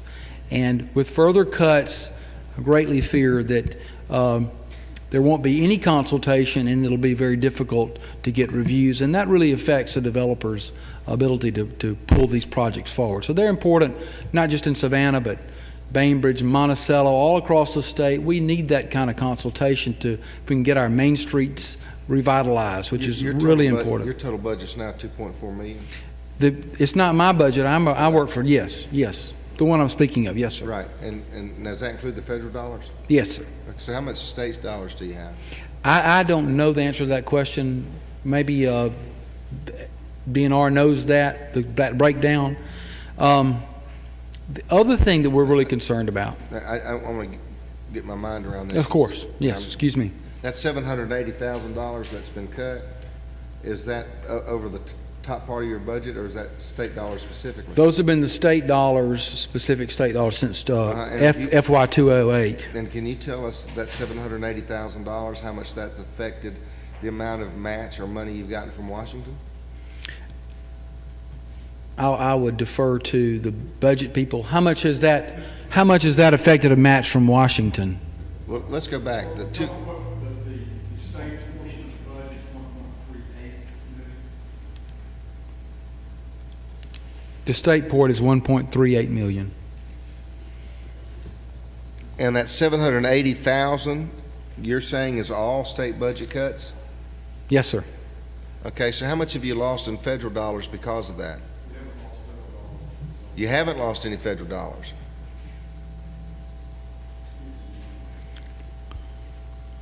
And how many people do you currently have employed? 28. So 3 years ago, you had 36. I think that's roughly correct.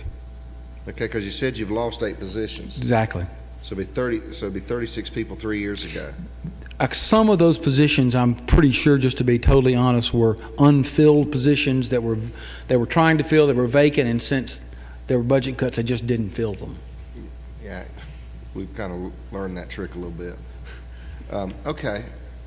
But this year's cuts will result in at least 3 positions being eliminated, is my understanding. And the position that we're the most concerned about is the Georgian's African American Sites representative, who's an nationally award-winning program and person. And so it's not a federally mandated program. It's something that Georgia offers that has really made us a leader. $200,000 wouldn't necessarily affect any cuts, any money coming from Washington either. It would not direct money to the agency. What it does affect is these federal tax incentive program projects.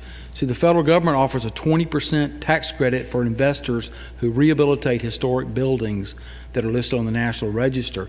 If people don't utilize those programs, it does not increase the amount of money coming from Washington.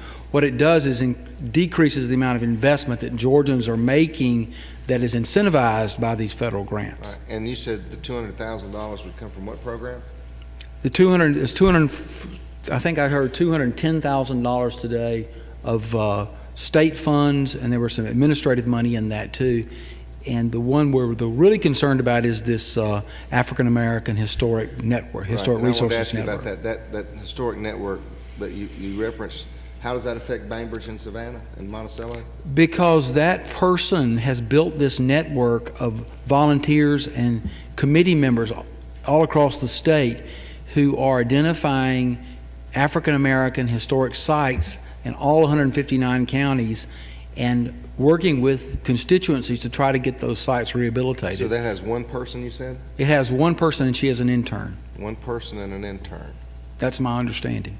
And would you get that one person to perhaps contact me? I would be more than happy to do so. We'll let our analysts, and I'd like to see some of those in the 159 counties. I think that would be a great idea. Any questions thank you from for members that. of the committee? Thank you for your presentation. Yes, ma'am. And bringing all of this to our attention. I don't think you'll find a legislator up here who doesn't value the history of our state. I have always found that to be true. Thank you. I have a question to ask you what some of our other agencies are doing in these difficult times as they're suffering personnel cuts to their budget. They're able to contract with advisors or consultants. Has that ever been considered? In other words, as you're suffering less, is there flexibility with the federal dollars and such to contract with an expert, for example? I don't know. Are other states doing that, or? They are doing that, and I don't know specifically if HPD is doing that. I can tell you some of the things they are doing. Okay. the Georgia Trust and the Historic Preservation Division of DNR have a statewide preservation conference, for instance. For the past 2 years, we have sought private funding for that, gotten grants from corporations, local foundations to put this conference on so that there's no state money in it. So this is some of the ways we're trying to be innovative and show some ingenuity so that we're not, we can still deliver the services but don't spend any state money. Weren't we doing some of this through the RDCs or? We do work with RDCs all the time, yes. Mm-hmm. This program that you were talking about with one person and an intern, had they been cut before? No, sir. So during all these other budget cuts, that one has not been cut. Who made the decision on the $780,000 cuts to cut everything except that particular program? I don't know the answer to that question.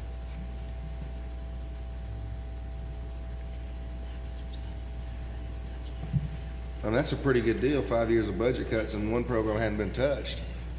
Well, over that 5 years, we probably reduced our department average, and I haven't checked the specific rates, but he's been around 40% total reductions. So we just looked at the programs and places where we could cut those dollars the most efficiently, at least impact on the public. And I did check, out of those 8 positions he was referring to, 3 of them were actually filled positions. I do remember, Mr. Chairman, that this African American Network was publishing a periodical that had research about historic black sites in the state. And that's one of the things after last year that was eliminated. She stopped publishing that and kept doing the research, and she's using really volunteers to do the work. That's now an online resource. So she's found a way to continue doing the work without costing so much money. Thank you very much. Any questions from members of the committee? Yes. Chairman Parsons. Thank you, Chairman. I believe the question was answered. I was going to ask you a question from I guess the other way on that position you were talking about. I mean, I'm very supportive, and I don't even want to ask a question like this, but I just kind of have to. I'm just wondering, and I think I might have missed this, but this particular position you're talking about having to do with the African American sites, I was wondering how that one was the one that was decided upon to be done away with. I think you may have answered that. I'm not sure. Well, I did not answer it because I don't know why that one survived the last 2 or 3 years. We're grateful that it did. I mean, is that this is what I'm missing, I guess. Is that like the last one? That's the one that you have to go to now to do away to? I think maybe that is the answer to the question, because some of these cuts, this year's cut came from a zero-based budget analysis that said what programs are not federally mandated, we're going to cut them all. Right. And so this year, while there were some flaws in that analysis that made it higher, this one definitely is not federally mandated. Okay. This is something that we're doing in Georgia, which is very meritorious. Like I say, I think maybe the answer, but I'm not certain that it is. I just know that, having been on this committee now for several years, having actually once chaired it, I know that a lot of times cuts are, the cuts that come forward are ones that would be the hardest for us, the ones that would be hardest for us to cut, and that's where I'm kind of asking that from. I mean, I don't think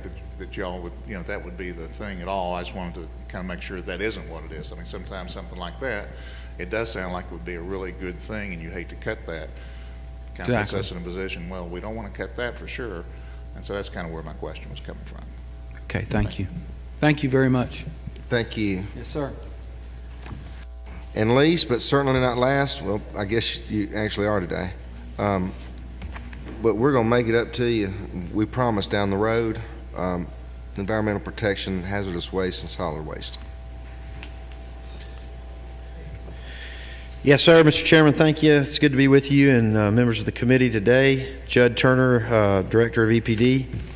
I'll just start and walk through these three programs that we've got charge over, and I guess that's page 14 for you guys. 33.3.1 is the EPD main program budget, and like the amended, we're prepared to take that 2% cut, which is about close to $500,000, and doing that by carrying forward the 2 positions we eliminated in the amended, and identified 3 additional positions, 1 environmental specialist, an environmental engineer, and 1 assistant branch chief. And I can, if you need to, I can tell you about those, but basically five positions we were able to manage down in the amended, as you will recall, with some federal one-time funds that we don't have access to anymore. So we're into positions to do that for the big budget in 2013. If we go to the Hazard Waste Trust Fund, 33.4.1, the governor's budget recommends a restoration of about almost $400,000, which will allow us to take care of the remaining local government reimbursement applications we have. That if you add that to the base, that allows us to take care of a list that totals about $1.5 million next year. And then in Solid Waste Trust Fund 33.8, the governor's recommendation restores about $881,000, which helps us take care of what was the existing list on the abandoned tire cleanups, along with helping us with some of the statutorily required solid waste management activities in EPD, which just to list some of those: permitting solid waste disposal facilities, monitoring and post-closure care of landfills, in addition to the scrap tire management and cleanup we mentioned before. Great job. Any questions from members of the committee? Chairwoman Smith. Chairman, I think you've been on the job now, how many months? That's going on 2, not quite there yet. 2 months, okay. So I know that you're getting up to speed on these, but I just want to comment that I'm glad to see that we are finally restoring funding to the hazardous waste and solid waste trust funds, and mainly because our local governments start the cleanups with the expectation of getting the money. So I just want to comment that I'm glad that we are funding that. That's right, and I think that the attention that's focused there, and we're going to do our part to make sure we're articulating well. You know, as we started cleaning up these tires, this list is now growing again, because for a while there, I think I mentioned this before, folks knew we weren't cleaning them up, didn't have the budget to do so, and weren't submitting the sites to us. So now we're back to growing that site, and we're going to have more grounds to talk about further restoration as the budget comes back and as we go forward. Thank you. Any other questions? Thank you so much. Thank you. And members of the committee, we are halfway done. So tomorrow, same bat channel, same bat time. Yeah, and we'll see if we can make some headway.